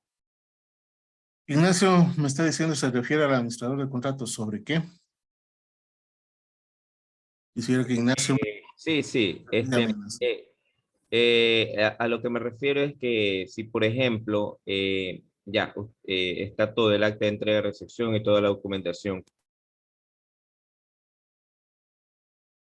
Ya, si tenemos todo en orden, ¿no es cierto? Y enviamos a la dirección financiera. La dirección financiera comienza a darse vueltas y vueltas y vueltas y no realiza el pago, ¿no es cierto? El proveedor, el contratista, podría iniciar una acción legal, ¿sí?, para declarar la retención indebida de pagos. Y va contra el funcionario, en este caso la máxima autoridad y por ende la directora financiera de la institución. Si el juez determina, ¿no es cierto?, o el juzgado o el centro de mediación determina que sí hay una retención indebida, procederá a la sanción inmediata y la orden por lo general del pago inmediato. Ya le dan un plazo estipulado en el máximo 3 días. Pero obviamente eso repercute en el funcionario, contra el funcionario que no hizo el pago a tiempo. ¿De acuerdo? El proveedor es el que tiene que iniciar, el proveedor o contratista, ¿no?, el que tiene que iniciar esta acción para que haya la sanción correspondiente. ¿Qué es esto de la participación nacional y local en la contratación pública? Es la participación, tratar de abarcar a la participación de todos los proveedores a nivel nacional. Ignacio me está preguntando, perdón un ratito, ¿cuánto se debe demorar máximo hasta pagar? Todo depende. A ver, si tenemos todos los documentos ya establecidos y necesarios para ya se ha hecho la recepción, bodegado firmado, por lo general, el área financiera demora el pago máximo 15 días, debe demorar máximo 15 días. Hasta entregar efectivo a la cuenta el dinero, ¿no? Hacer la transferencia. Máximo 15 días. Entonces, si comienzan a demorarse, tienen que el proveedor solicitar, perdón, el contratista solicitar el insisto del pago. Entonces, por lo general lo hacen hasta 3 veces del insisto, que quiere decir que ha pasado ya 45 días más o menos, entonces ya podría iniciar una acción legal. Es decir, yo pongo un insisto cada 15 días. Participación nacional, ¿no? Se refiere a la producción nacional que involucra a la micro, pequeña y medianas empresas y a los productores locales. Esto da preferencia al sector, a la producción nacional, ¿sí?, para el desarrollo económico local. Y local hablo a nivel de país. Eso es la producción nacional. Entonces, estos son los objetivos de participación nacional. Vamos a saltarnos un poquito más adelante. Y aquí viene cómo se considera el origen nacional de un bien. Cuando el bien incorpora el 40% o más de agregado nacional. El origen nacional de un servicio o una obra cuando incorpora el 60% más de agregado nacional. ¿Cómo determino eso? La mano de obra, ¿no es cierto? Cuando el bien incorpora más del 40% de la mano de obra o de producción de productos hechos con materia prima nacional. Yo pregunto, aquí hay producción nacional de televisores, ¿no es cierto? ¿Podremos considerar que ya sobrepasamos el 40% en producción para una determinada marca de televisión como producción nacional? Sí podemos considerar. Así como la fabricación de vehículos de producción nacional también, porque ya están incorporando más allá del 40% de agregado nacional. Sigamos. Estos son los márgenes de preferencia de la producción nacional. Quisiera que ustedes vayan analizando cómo es esto, poco a poco. Los que están interesados en especializarse en compras públicas, es bastante interesante, porque es un campo nuevo que realmente abarca un sinfín de situaciones, especialmente para los abogados. Esto es desagregación tecnológica, infraestructura tecnológica, ¿no? Cómo está conformado el CERCOP, etcétera, etcétera. Arquitectura del sistema, procesos dinámicos, procesos comunes, consultoría. Y hasta aquí. Ahora sí vamos a abrir el debate. ¿Cómo es la infraestructura del CERCOP? ¿Cómo funciona? El software. ¿Qué es el CPC? El clasificador central de productos. Aquí encontramos toda la codificación de todos los bienes, ¿sí?, que se pueden adquirir a través del SOCE. El SOCE es el sistema de cómputo del Servicio Nacional de Contratación Pública. Nuevamente los procesos dinámicos, procedimientos comunes de consultoría, ¿no? Lo que ya vimos. Ahora sí, interesante un poco esta explicación. Ustedes tienen, no sé si les hicieron llegar la ley, el Reglamento General de la Contratación Pública, y vamos a abrir un poco el debate sobre estos temas, específicamente los abogados que quieran iniciar sus estudios en la ley de contratación pública, les va a ir muy bien porque son bastante demandados. Abogado Jonathan, me está alzando la mano, siga, dígame. Fernanda Cabezas luego. Jonathan. Estimado doctor, muy buenas noches. ¿Cómo está? Buenas noches. Como usted decía, esto es algo nuevo que se está implementando actualmente en el CERCOP por tantas corrupciones, por tantas cosas. Mi pregunta en concreto, regresando al tema anterior, ¿cómo en los GAC locales, cómo se origina para hacer una obra? ¿Por medio de una ordenanza municipal o cuál es el proceso que origina crear una obra en un GAC local? Ya. Las obras nacen de la necesidad de la ciudadanía, ¿no es cierto? Ustedes han de haber oído de los presupuestos participativos. ¿De dónde vienen los presupuestos participativos? De las necesidades ciudadanas, de los barrios, de las comunidades, de los cabildos, etcétera, etcétera. Adicional a esto, de la necesidad de desarrollo del cantón específicamente, ¿no es cierto? Entonces, para enlazar, por ejemplo, una vía, o para tener acceso a un sitio, yo necesito contratar o construir una calle, o contratar o construir un puente. Así nacen las obras. Entonces, para eso se hace una planificación previa.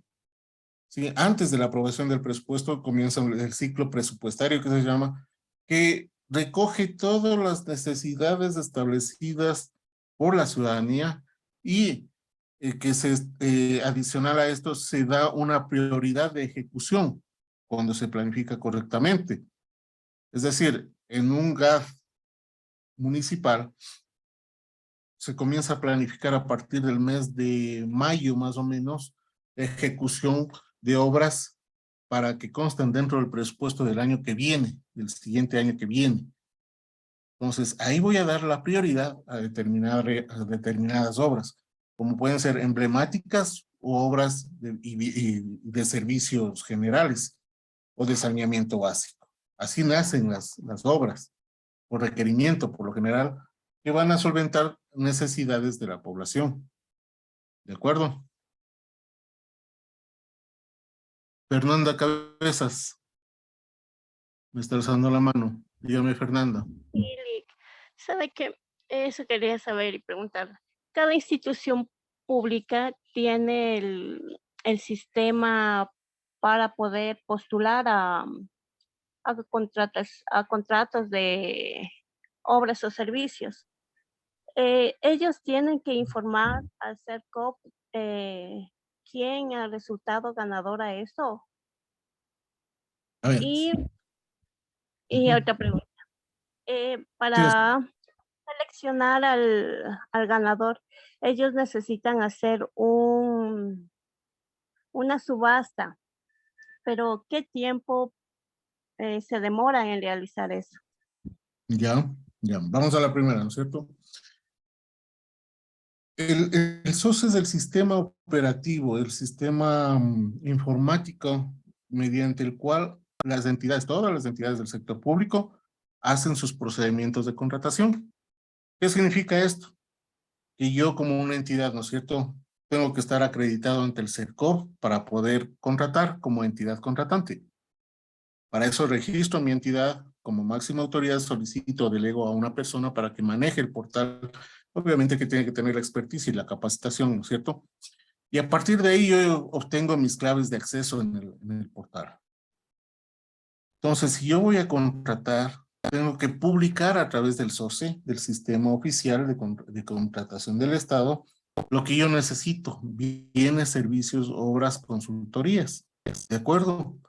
Entonces, no necesito publicar porque ya la información se carga directamente al SOCE. Y esto es pública.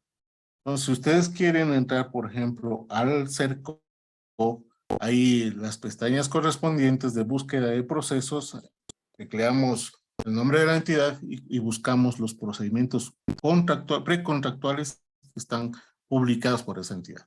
¿Sí? ¿Está claro? Respecto a la segunda pregunta, no recuerdo bien qué es lo que me decía. ¿Me puede repetir, por favor? En la subasta, era, ¿no? De la subasta inversa.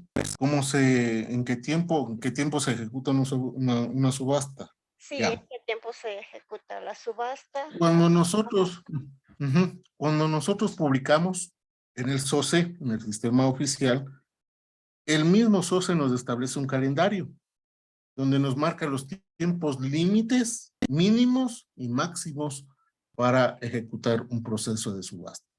Yo le puedo decir que un proceso de subasta ahora lleva mínimo 10 días y máximo 30 días. Todo depende de la complejidad del sistema de lo que yo quiera adquirir. Hay procesos que van mucho más allá, mucho más grandes en tiempos y en plazos, como por ejemplo la subasta de medicamentos, donde se ofertan varios tipos de medicamentos con varios tipos de proveedores diferentes. ¿De acuerdo?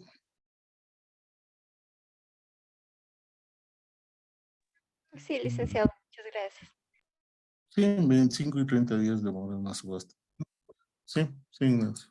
Todo depende, ¿no? Todo depende. Si nos vamos con los términos mínimos, llegamos a veces a 10 días, pero ya bien escaso. Cuando es algo sencillito y rápido, sabemos que no va a haber preguntas y respuestas porque el objeto de contratación está sumamente claro, entonces ahí sí se puede hacer. Sigamos, siguiente pregunta, ahora sí entramos a la parte de debate, de preguntas, respuestas, aclaraciones. Y vamos a interactuar todos, estamos como 27 participantes, el tema es bastante interesante, así es que sigamos. Ahora sí vamos a trabajar con todos. No sé si Alexander Ochoa está por ahí. Ya nomás.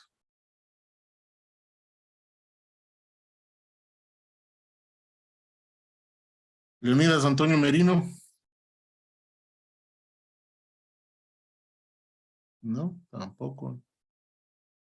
Jorge Jaramillo.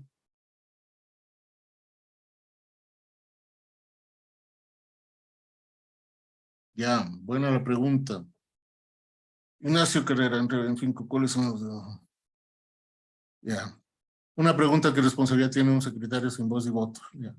Por lo general, en las comisiones técnicas, el secretario ad hoc, ¿no es cierto?, es el que lleva las actas, la que ejecuta las actas. Más responsabilidad dentro de la comisión técnica la tienen el delegado de la máxima autoridad, el profesional afín al objeto de la contratación y el delegado de la unidad requerente. El secretario, como usted mismo lo dice, tiene voz, pero no tiene voto. Puede dar su opinión, pero no puede votar. Lo mismo el área financiera, tiene voz, pero no tiene voto. Por ende, no existe responsabilidad en ese campo. ¿Qué más? Y si este puede faltar o no dentro de un proceso. Cuando son comisiones técnicas, no depende del monto, ¿no? Del tipo de comisión técnica, tiene que estar presente el secretario de ley, porque él es el que va a realizar las actas de ley, siempre. Y el acta es el secretario es el que convoca a la comisión técnica siempre, por disposición de del presidente de esta comisión.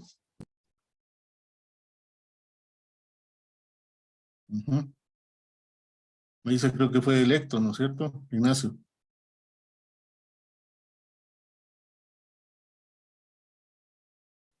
¿Qué más? No fue 2 veces. No cambiaron de secretario. A ver, en ese caso tiene que levantar actas de ley. Si es que no le han cambiado, tiene que levantar actas. Pero tiene usted una justificación, una calamidad doméstica. Tiene que inmediatamente reunirse con el presidente de la comisión y ver qué es lo que tramitaron en esas 2 reuniones de ley. ¿Sí? ¿Qué más? Sigamos. Neida, está por ahí Neida también. Sí, estoy aquí. Mucho gusto. ¿Cómo están, Neida? ¿Alguna inquietud que tenga sobre el tema? No, ninguna, me parece muy interesante. Yo trabajo en el área de participación ciudadana y comentar que efectivamente la respuesta Ya. cuando alguien preguntaba respecto de cómo nace la necesidad de las obras, estas nacen precisamente en su gran mayoría del presupuesto participativo y las otras del plan de desarrollo y ordenamiento territorial, dependiendo a cuántos años, que es por lo que general se planifica. Son procesos largos los de los presupuestos participativos. Listo, gracias, Neida. Muy amable. ¿Alguien tenía una inquietud por ahí, tal vez?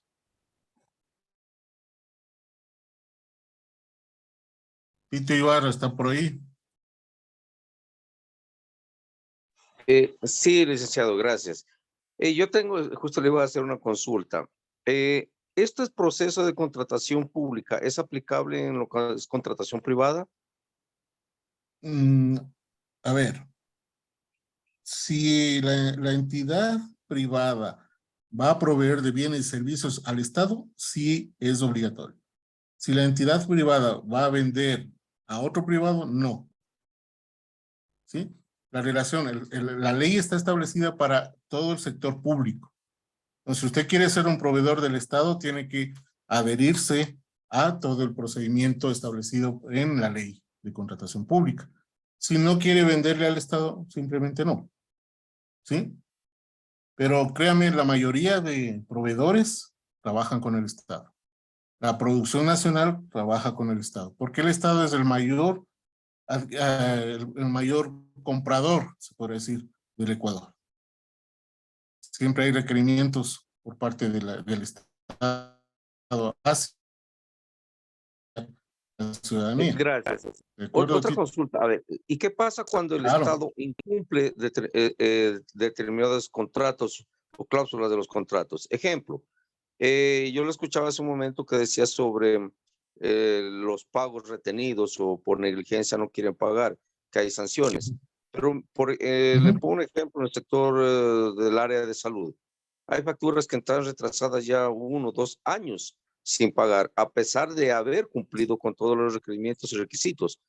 ¿El sector privado tiene alguna facultad de enjuiciar al Estado? Sí, de hecho sí la tiene. Sin embargo, ¿qué le puedo decir? A ver, se analizan muchas de las situaciones y las circunstancias de por qué el Estado no ha cumplido y a través de qué entidad no ha cumplido. Hablemos, por ejemplo, del IES, ¿no es cierto? O hablemos del Ministerio de Salud Pública. ¿Por qué no ha cumplido con los pagos de determinada empresa? Entonces, hay situaciones que se van alargando, pero eso no quita que puedan los proveedores establecer demandas por daños y perjuicios, porque a la final el Estado tendrá que pagar, ¿no? O indemnizar, si es que se llega a una demanda jurídica. Entonces, el hecho de que el Estado no quiera pagar ahorita no significa que no tenga que hacerlo a largo plazo. De hecho, cuando se ha prestado un bien o se ha trabajado o se ha estipulado una acción, ¿sí? Es obligación de la entidad contratante solventar el pago de esto. Y los jueces, la mayoría, cuando se ha establecido este tipo de procedimientos, ¿no es cierto? O reclamaciones por parte de los proveedores, hay sentencias de pago y de repercusión contra los funcionarios que no han emitido el pago a tiempo. Y también la Contraloría General del Estado hace los exámenes especiales donde también determinan responsabilidades administrativas culposas o penales por falta de pago o a su vez por pagos indebidos en exceso. ¿Sí? ¿Qué más? Gracias. No. Ujú. Jorge Leonidas Antonio Merino. No. Alex León. Miren que el campo de la contratación pública es bastante amplio y crea una serie de inquietudes, ¿ah? Pero pocos son los que participan realmente. Abogado José Cuascota. Ignacio. Ya, Ignacio Carrera, una buena pregunta. ¿Por qué existen sobreprecios si hacemos un estudio de mercado? El término sobreprecio es relativo. No se puede decir fácilmente que existe sobreprecio en una obra o en un bien. Hay que analizar bien. Por ejemplo, el caso de las famosas fundas de cadáveres en Guayaquil. Todo depende de la famosa oferta y demanda y el precio establecido en el mercado por una situación específica. Adicional en obras, todo depende de las condiciones que ponga la entidad contratante, ¿sí? Para la ejecución de determinada obra. ¿Cómo yo puedo establecer, ¿no es cierto? ¿Cómo yo puedo establecer un sobreprecio? Cuando al mismo tiempo, ¿sí? Mi estudio de mercado lo hago direccionado. Es decir, si yo quiero un bien, hablemos de bienes, ¿ya? Si yo quiero un bien, le digo al proveedor, ¿sí? Necesito una cotización. Y por ahí al mismo proveedor le pido, pero ¿sabe qué? Inclúyame este otro rubro, este otro rubro, este otro rubro. Pero por ahí el ente de control consulta a la misma fecha o al mismo fabricante o a otro distribuidor el mismo bien objeto de la contratación y resulta que este tiene un precio más bajo. Entonces, ahí puedo establecer que hay un sobreprecio. Cuando mi estudio de mercado fue direccionado, cuando no fue analizado correctamente, ¿no es cierto? Y tengo en el mercado nacional, otros proveedores que ofertan el mismo bien. En obras es un poco más complicado, porque yo tengo que analizar las características específicas de esa obra, los plazos de ejecución y los rubros que involucran en el análisis de precios unitarios. No es tan fácil decir que hay sobreprecios en una obra, porque ustedes recuerden, hay incremento por lo general de rubros nuevos, ¿sí? Que se establecen en una obra por la necesidad de ampliar, modificar, complementar una obra. Yo les oigo y muchas veces se habla de sobreprecio, pero están comprobando que ese mismo bien, ese mismo objeto contractual tiene varios precios. Es por la circunstancia. Fue cotizado al mismo tiempo, no fue cotizado al mismo tiempo. ¿Cómo estuvo la oferta? ¿Cómo estuvo la demanda? En medicina es más complejo todavía. Porque si hablamos de medicina genérica y hablamos de medicina de marca, ¿no es cierto? Los laboratorios que ofertan la medicina de marca pueden poner su precio. Y los laboratorios genéricos establecen otras características mínimas de su producto para abaratarlo. Entonces, es controversial el tema de sobreprecios. Hay que estar bien enterado y hacer un análisis exhaustivo de las condiciones, ¿no? De las condiciones que actuaron al establecer el presupuesto referencial. No sé si está clara la explicación. Diego Jimbo me levantó la mano y luego Jonathan. Sí, buenas noches. Una pregunta en cuanto a lo que están hablando sobre medicamentos y sobre precios. Un caso que se dio en Quito. No voy a dar nombres de los hospitales ni nada, pero solo voy a comentar que X hospital compra un medicamento genérico que teóricamente debería ser más barato que el, entre comillas, comercial. El de marca. Ajá, que el de marca, sí. Pero compra el medicamento, entre comillas, genérico, porque eran biológicos, sí, y sin estudios, y lo compra, el de marca valía $37 por pastilla, y el hospital compra el genérico, entre comillas, sin estudios, en los mismos $37. ¿Cómo hacen esto? Ya, ahí viene, ¿no es cierto?, la falencia. ¿Cómo es que ellos llegan a determinar el presupuesto referencial? O sea, sin estudio no puedo arriesgar. Por lo menos tengo que tener una proforma para saber a qué precio puede estar este medicamento genérico, ¿no es cierto? Y a qué precio está el mismo medicamento, pero de marca, ¿sí? Entonces, aquí viene ya prácticamente el direccionamiento, lo que se llama, direccionamiento hacia tal empresa que está vendiéndome esto. Ahí es evidente, mucho más se evidencia el carácter direccionado para comprar un medicamento. ¿Cómo se establece el sobreprecio, no es cierto? Si hablamos de medicamentos genéricos, ¿no es cierto? Yo tengo el tiempo, en qué tiempo estamos cotizando, tengo el producto, ¿sí? Y tengo que analizar otro factor, la oferta y demanda. ¿Hay exceso de demanda de ese medicamento a esa fecha o no? Si no hay esa demanda, entonces ahí podemos hablar directamente de sobreprecio y direccionamiento. Obviamente los funcionarios a cargo de quien dio la disposición deberán ser sancionados por el ente de control. Y ahí sí correrán cabezas, porque es evidente el direccionamiento. Abogado Jonathan me levantó la mano. Siga, Jonathan. Buenas noches. Jonathan. Mi doctor, en el mismo sentido, cuando se declara estado de emergencia, ahorita el estado declara emergencia a la seguridad, igual el proceso se hace por CERCOP. Depende. Pero el tiempo creo que es menor. ¿Me puede ayudar dar luces sobre cuando declaran un local, el Estado o una institución emergencia de algo para poder contratar? Ya, claro que sí. A ver, los decretos de emergencia son puntuales, ¿no es cierto? Declaró la emergencia nacional, pero a instituciones, ¿sí? Pero a la vez declaran ciertos procedimientos reservados, como por ejemplo la adquisición de material bélico, sea para el ejército, sea para la Policía Nacional.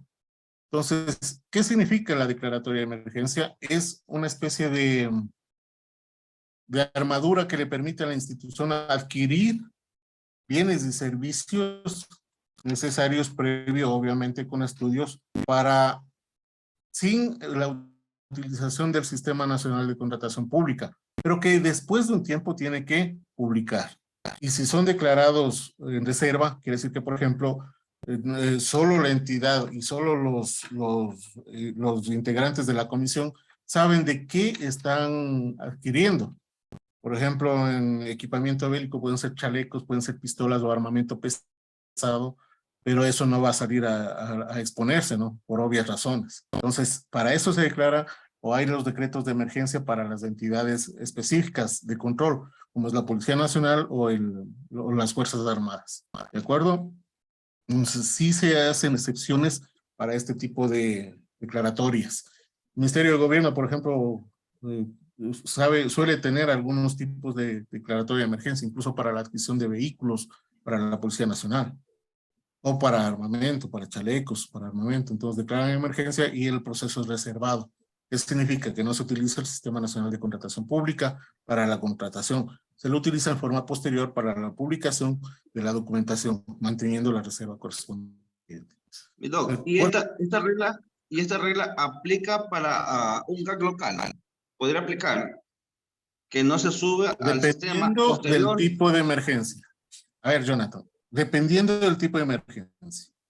Los GACs locales no tienen la competencia de seguridad como tal, ¿no es cierto? Un GAC local no puede armar a su fuerza, a sus agentes civiles con dotación bélica o armas de fuego, ¿cierto? Pero sí puede el GAC local a- complementar a su personal con otro tipo de armamento disuasivo, pero para el control del orden público, ¿sí? Específicamente, esa es la función del municipio, el control del orden público, más no la prevención del delito, o la prevención o control del delito, específicamente. ¿De acuerdo?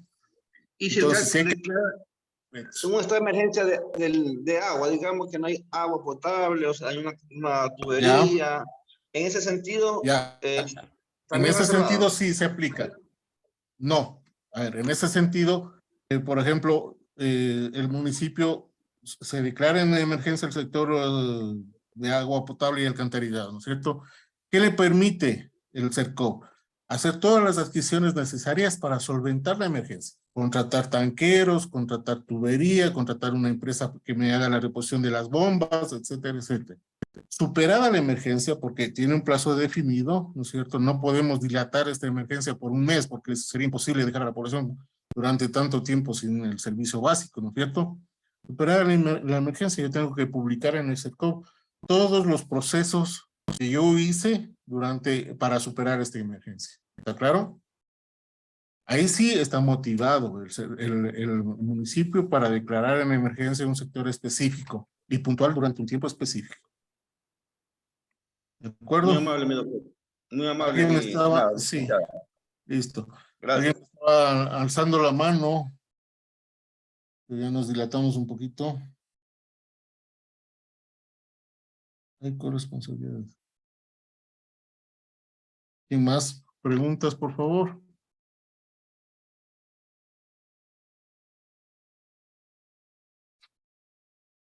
Hernanda Cabezas. Michelle, dígame Michelle, buenas noches. ¿Cómo está? Buenas noches con todos. Con respecto a los precios que dijo que, bueno, que cuando en algunas obras, en algunas contrataciones se dan precios adicionales. Por ejemplo, con esto que pasó en el metro de Quito, que ya se estableció el precio contractual con un costo establecido y luego se triplicó. De esto no se merece un análisis para ver, o sea, por qué el precio se triplicó. No deberían tener sanciones, perdón, estoy un poco enferma. No debería darse un análisis así más profundo para ver qué pasó ahí. Claro, el orden el ente de control, la Contraloría, debe hacer los exámenes especiales necesarios al proceso de construcción del metro. Pero por lo general, los estudios, ¿no es cierto?, geológicos o de suelo que se hicieron en un principio debieron haber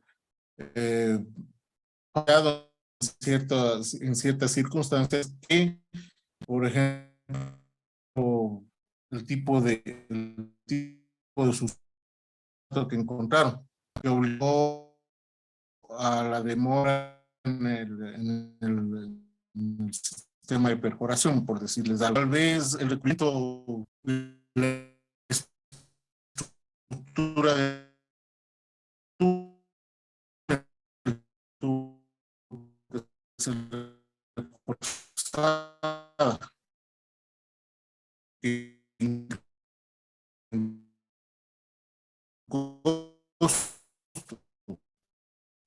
sí.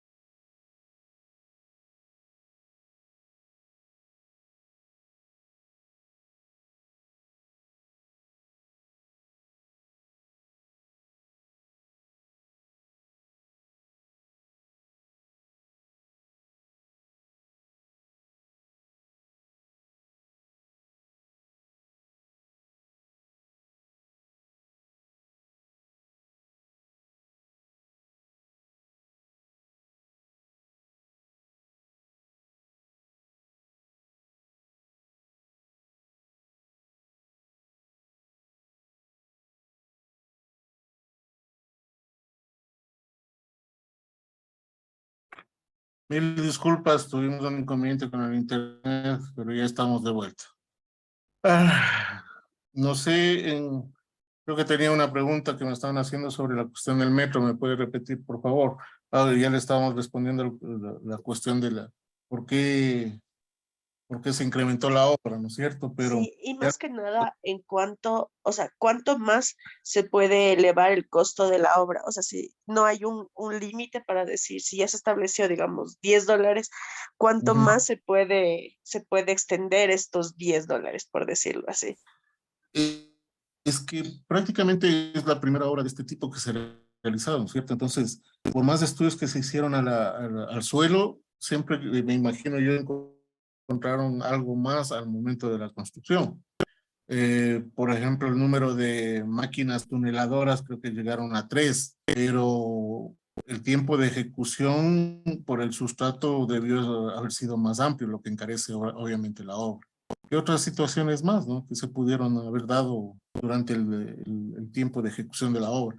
Pero obviamente el ente de control, la Contraloría, deberá llevar a cabo los exámenes correspondientes para determinar si fue bien utilizado o no el recurso y la recuperación del mismo a través del tiempo y la tarifa. Entonces, yo estoy más que seguro que la Contraloría sí está haciendo esos exámenes especiales a la construcción del metro. Y en el resto de obras o contrataciones así, pero no existe un límite entonces para saber hasta cuánto se puede extender más el costo que ya estuvo establecido. O sea, Sí, según los estudios se puede extender así infinidad de veces. Perdón. de hecho sí, Michelle, la ley establece el porcentaje máximo de un contrato complementario de incremento de obra. Entonces, que no puede superar el 15% del valor el valor inicial del presupuesto referencial, ¿sí? O sea, está establecido hasta el 15% máximo. Ahora. Ya, gracias. ¿Ya? José Arias Roldán me está levantando la mano. Siga, José. Bueno, buenas tardes, licenciado. No es una inquietud más que todo, referente, por ejemplo, bueno, siempre cuando se suben al portal por los concursos para los oferentes y todo lo demás, siempre, como usted indicaba, ¿no? Que no es necesariamente escoger el que tiene, ¿cómo sería el valor menor? Sino que se puede escoger, pero... Más bajo. Claro, el más bajo, ¿no? Pero se puede escoger uno que está... Pero ¿cuál sería el parámetro para escoger ese que no sea el, tan barato, el más bajo, sino el que tenga algún precio, pero que oferte algo mejor? No sé cómo calificar ahí. Dependiendo del tipo de procedimiento, el CERCOP ya establece en el sistema mismo el tipo de adjudicación. Va adjudicando el sistema. Por ejemplo, en las menores cuantías, si más no me equivoco, es a través de sorteo. ¿No es cierto? Porque se supone que los proveedores están allanándose a las especificaciones del presupuesto referencial. Quien hace los estudios, que es la entidad contratante, establece los parámetros y requerimientos de calidad de la obra.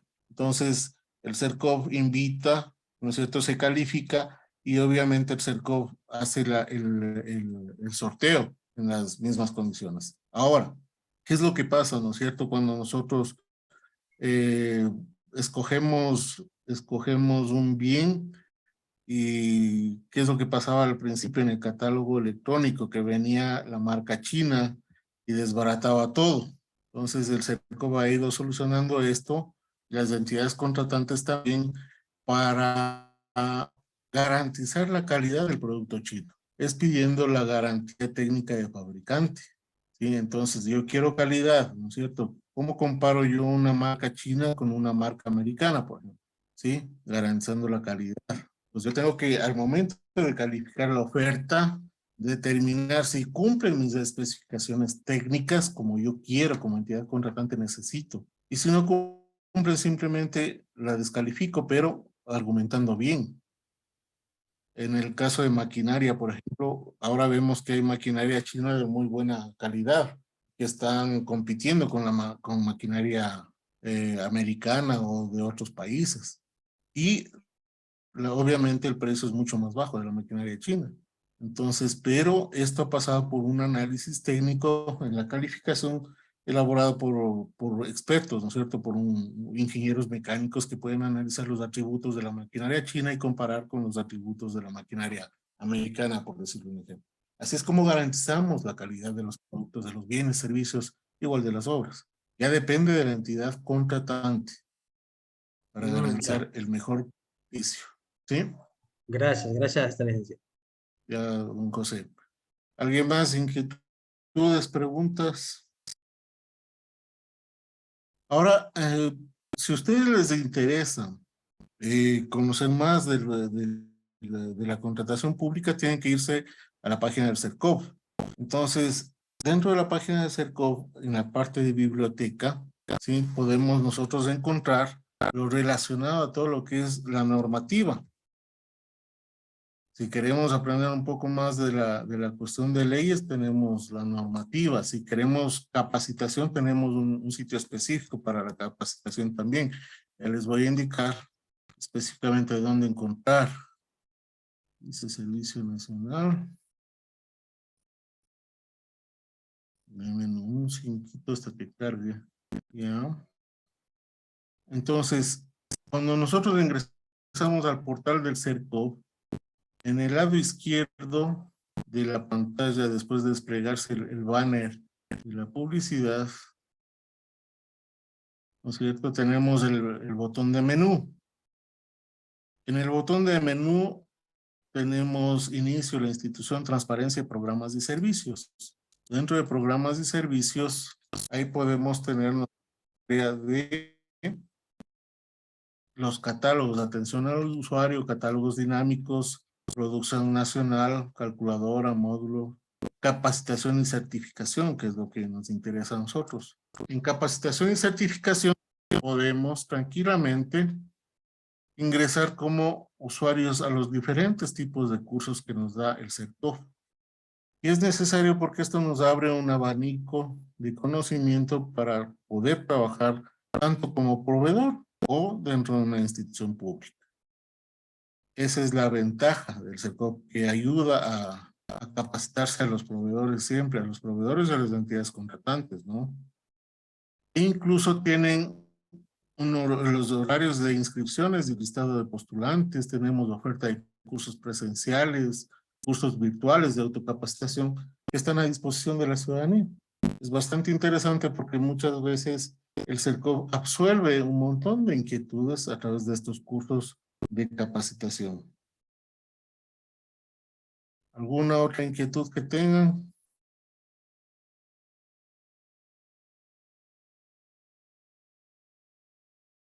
Fernanda Cabezas, abogada. No le he oído participar ahora de noche, ¿no? Sí, licenciado.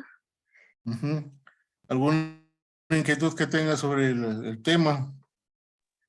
Sí, para la contratación, por lo que preguntaron anteriormente, no tendría caso eso que saben decir de la puja.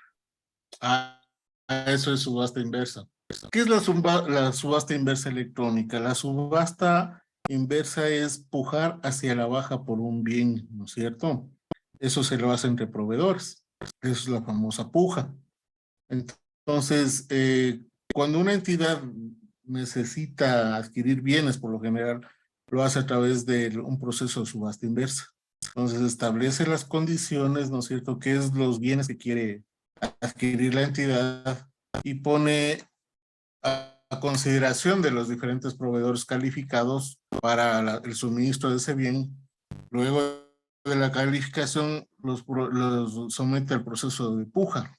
La puja es, como les decía, ofertar un precio menor al establecido por la entidad contratante, con una variación por lo general de 1% o 0.5% de la entidad, ¿no? Y el ganador de esta puja es aquel proveedor que más bajo haya llegado en el precio de ese bien, dentro de un tiempo establecido que por lo general puede ser de 15 a 60 minutos. Por lo general las entidades utilizan máximo 15 minutos por la agilidad. Entonces, dentro de ese parámetro, ¿no es cierto?, los proveedores al último ofertan el precio más bajo, tratan de ofertar el precio más bajo para ganar la puja. Esto no quiere decir que vayan a a vender un producto de mala calidad, porque para eso está el custodio de los bienes, que es el bodeguero, que verificará, que el administrador del contrato verificará la calidad de los objetos contractuales que lleguen, como la unidad requeriente requiera, ¿no? Eso es el proceso de puja dentro de una subasta inversa electrónica. ¿De acuerdo, abogada? Sí, licenciado, muchas gracias. ¿Alguna otra inquietud? Sí, yo tengo una duda más que nada. Claro, Bueno, no sí, sé, Diego. no sé si usted lo pueda resolver, pero ya que A estamos ver. hablando de subasta inversa y que no, teóricamente no debería significar disminuir la calidad, ¿cómo es que logran comprar, yo soy médico, por eso voy a esta parte, lo que es paracetamol de 1 centavo? ¿Cómo es que hacen ese tipo de cosas cuando para nadie es lógico que existe medicamentos con ese precio y calidad? Ahí entramos al campo de los medicamentos, ¿no es cierto? Y a la subasta inversa de medicamentos, donde, si bien es cierto, la cantidad es la que determina el costo. A ver, quiero explicar un poquito. El volumen, ¿no es cierto?, determina la ganancia. Si yo vendo uno, obviamente no me resulta, ¿no es cierto? Pero si yo vendo 1.000.000, entonces, claro, yo voy a fijar un precio de mi producto, comencemos por decirle 5 centavos y puedo un margen de 1 centavo con una utilidad mínima. Entonces,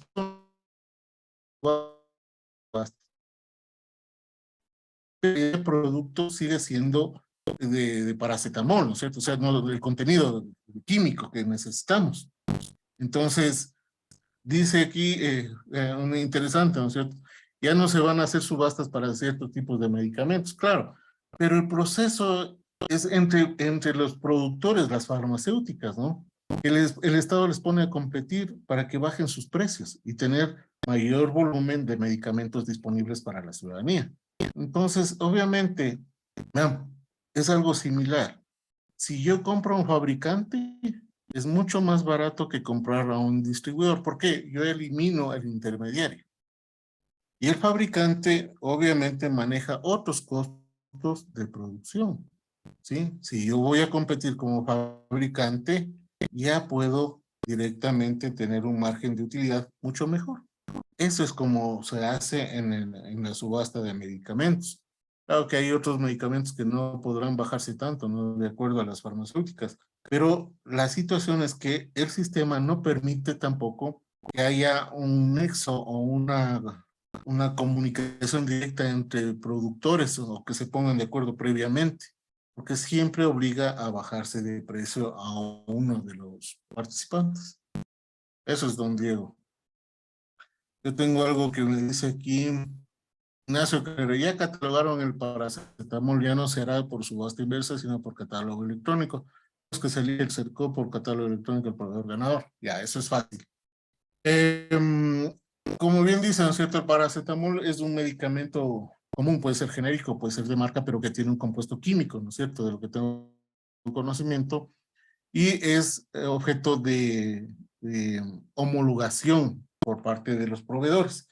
Entonces, si yo acudo creo que es al Vademecum médico de medicina legal, los proveedores que ofertan este producto tienen que tener las mismas cualidades y características. Y como es homologado, yo puedo someterle, ¿no es cierto?, a un procedimiento a los fabricantes para que sean parte del catálogo electrónico. Entonces, yo puedo poner a varios productores, ¿no es cierto?, varias empresas a que oferten su producto, pero yo establezco el precio como entidad contratante. Es decir, como ya está homologado, el paracetamol puede costarme 5 centavos entre cualquiera de los productores. Ninguno de ellos podrá poner 5.5, no. Yo como entidad, como CERCO, he establecido que este producto homologado deberá costar exactamente la misma cantidad para todos. ¿A usted le interesa vender? Sí, participe. Esa es la única diferencia. Entonces, yo como entidad contratante necesito paracetamol. Tengo una lista de, no sé los nombres, ¿no es cierto?, de oferentes que me están ofertando paracetamol. Yo escojo al que más me convenga, el primero, el segundo, el tercero, porque sé que el precio no varía. Así es como funciona el catálogo electrónico. ¿Alguna otra inquietud? ¿Estaba clara o le amplió un poquito más? Pregúntame nomás.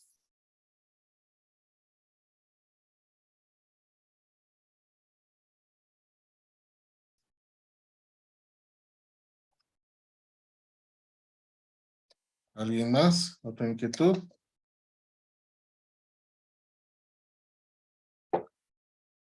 ¿Todo claro? Don José, ¿todo claro? No.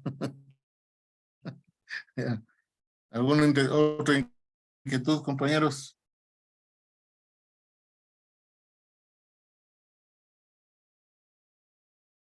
Licenciado, ¿tenemos otra clase sobre estos temas o ya esta es única? Disculpe la pregunta. No, tengo entendido que esta es la única clase, por eso quisiera que aproveche un poquito más. Es la única clase, porque bueno, esto de la contratación pública realmente se le establece por capítulos, ¿no? Para que, claro, vayan profundizando más, pero ya depende, sería específico un taller solo de contratación pública. Entonces ahí se van desenvolviendo, lo que ahorita hemos visto es a vuelo de pájaro, todos los temas, pero realmente cada tema, cada procedimiento lleva su tiempo, ¿no? Para establecer y explicar bien en qué consiste todo. El curso, por lo general, de contratación pública demora 15 días, analizando cada uno de los aspectos que involucra la contratación pública. Eso es. Bueno, si no hay más inquietudes por mi parte, les agradezco la participación, la presencia. Espero que les haya servido de algo lo que hemos conversado. Ojalá ustedes puedan revisar la presentación, revisen la ley, revisen el reglamento, el nuevo reglamento de la contratación pública y las resoluciones que hacen el CERCOP. Investiguen en la página del CERCOP, que les va a ser de mucha ayuda también para que tengan mayor conocimiento de la ley. Si quieren ustedes ser proveedores del Estado, vean, es una fuente bastante interesante de ingresos que puede proporcionarles, ¿no? También como ser proveedor. O si trabajan en alguna institución del sector público, el conocimiento del manejo del sistema también es bastante provechoso. Por mi parte no me queda más que agradecerles la participación de ustedes y que sigan adelante en su empeño de conocer un poco más sobre estas temáticas y otras temáticas que involucran a esta escuela. Les agradezco un mundo y espero que sigan superándose y muchas gracias. Gracias a usted, licenciado. Buenas noches. Ya, pues, una buena noche. Igualmente. Gracias, doctor. Gracias también.